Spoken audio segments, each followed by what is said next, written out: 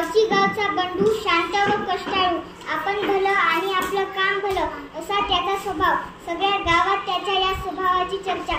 सकाळी लवकर शेतात जायचं, दिवसाभराचं काम आटपून संध्याकाळी घराकडे जायचं, घरी आल्यावर आपल्या मुलीशी खेळायचं, कट्ट्यावर चक्कर मारायची अन जेवायच्या वेळी पुन्हा घरी यायचा असा त्याचा दिनक्रम।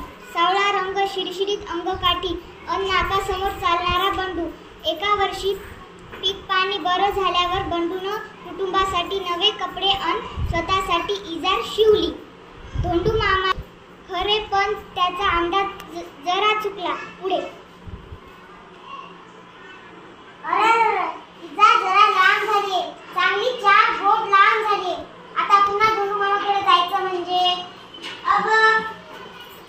इजार जरा 4 बोट कमी करून टाकत घालतीस का? अहो, सकाळी सकाळी आणि काय रे, जेवण बनवायचंय, मी त्याच्या शाळेत जायचं, मला नाही। सुबे, इजार 4 बोट कापून टाकत घालतीस का? नाही दादा, मला तेवढा अभ्यास पडलाय, आता कॉलेजची वेळ होईल, तू जाऊन आईला सांग की। ए आई, इजार 4 बोट कापून टाकत घालतीस का? ठेव तिकडे तुझी इजार, इथं वैरण कापून कापून माझ्या हाताचा तुकडा पडला। आईने इजार एका कोनाड्यात फेकली।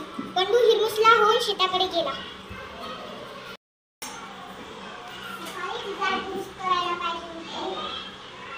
बंडूची बायको इजारीचे पाय कापते आणि दुंडून टाकी घालते।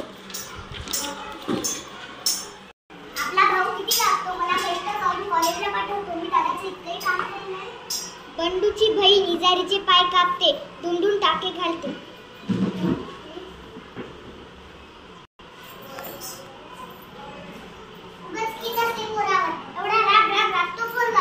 बंडूची आई इजारीचे पाय कापते, दुंडून टाके घालते।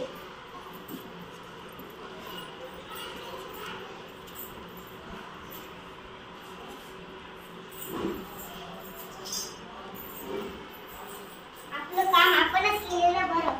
बंडू इजारीचे पाय 4 बोट कापतो व टाके घालतो।